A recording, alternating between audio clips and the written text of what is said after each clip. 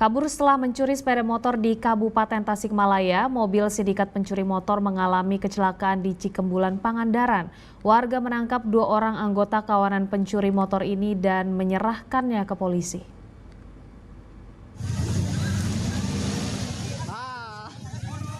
Kawanan pencuri sepeda motor ini kena batunya.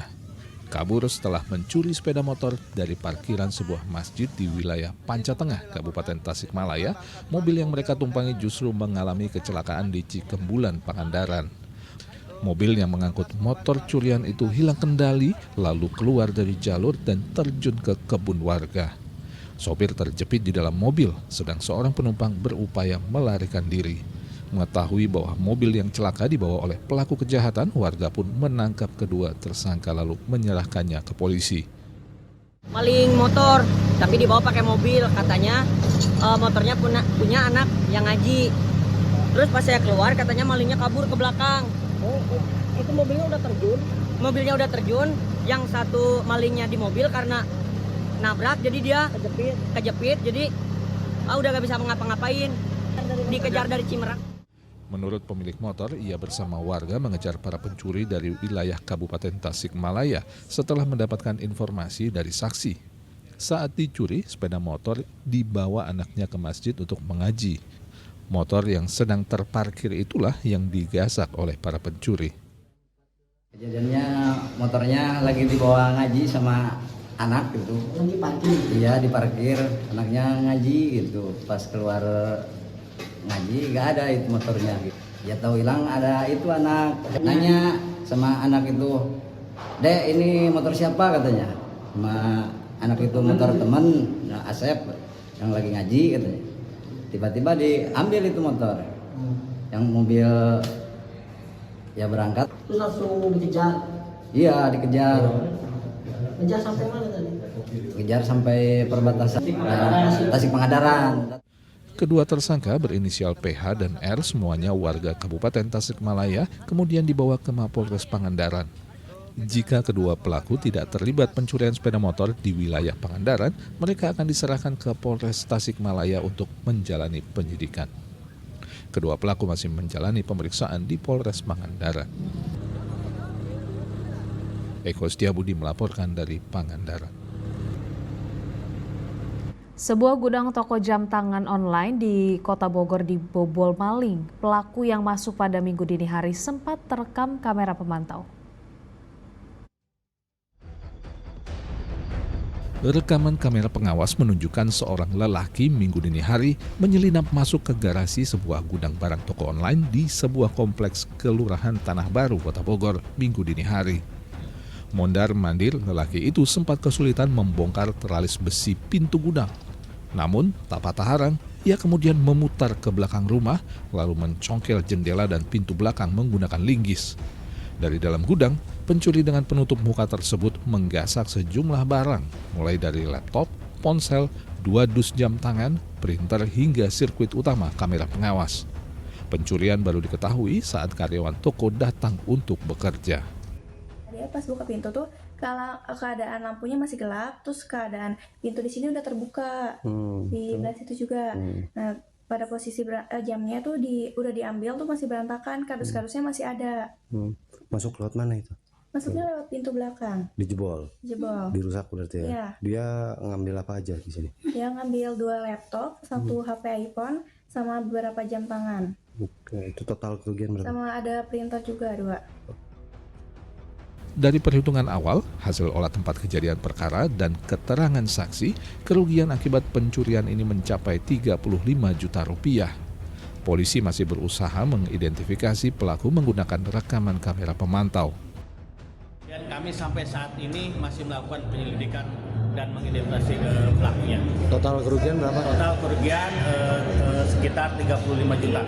Itu gudang toko online atau seperti apa? Iya betul, gudang toko online. Jadi diperkirakan pelaku berapa orang? Pelaku sampai saat ini masih dilakukan penyelidikan. Hingga kini polisi baru mendapatkan barang bukti rekaman kamera pemantau dan keterangan saksi sebagai bekal awal mengungkap kasus pencurian ini. Iwan Kurniawan melaporkan dari Kota Bogor. Transaksi narkoba akhirnya dapat digagalkan karena sudah terpantau polisi. Pelaku dibekuk dengan barang bukti sabu-sabu yang siap edar.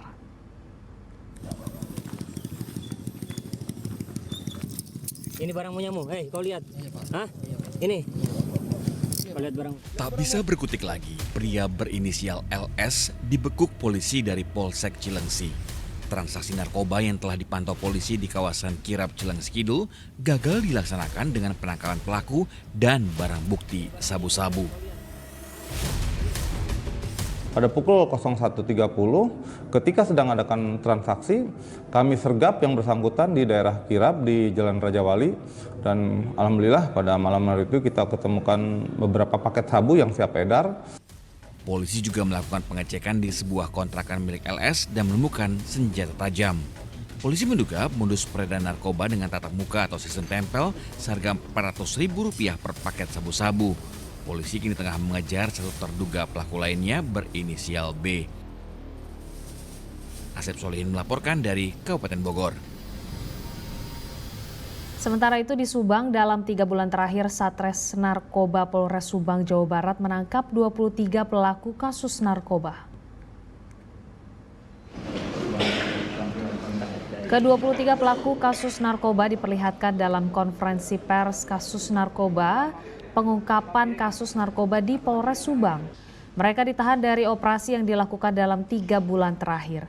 Dari 20 kasus yang diungkap, 13 kasus untuk narkotika jenis sabu-sabu, sisanya kasus ganja, tembakau sintetis, serta sediaan farmasi tanpa izin edar.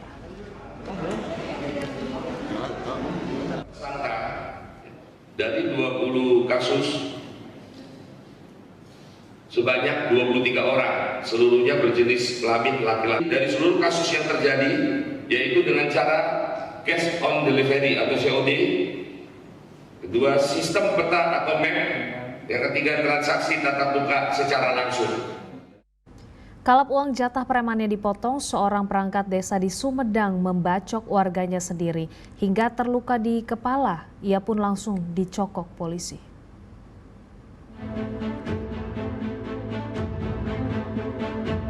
Titus, warga Cimanggung, Sumedang ini kepalanya robek akibat dibacok saat sedang mengirim material aspal salah satu perusahaan di Pamulihan, Sumedang pada tanggal 19 Agustus lalu.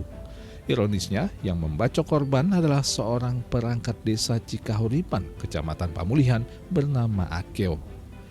Akeo kesal lantaran jumlah uang jatah preman atau japrem setoran yang dijanjikan korban senilai Rp50.000 hanya diberikan separuhnya saja, Rp25.000.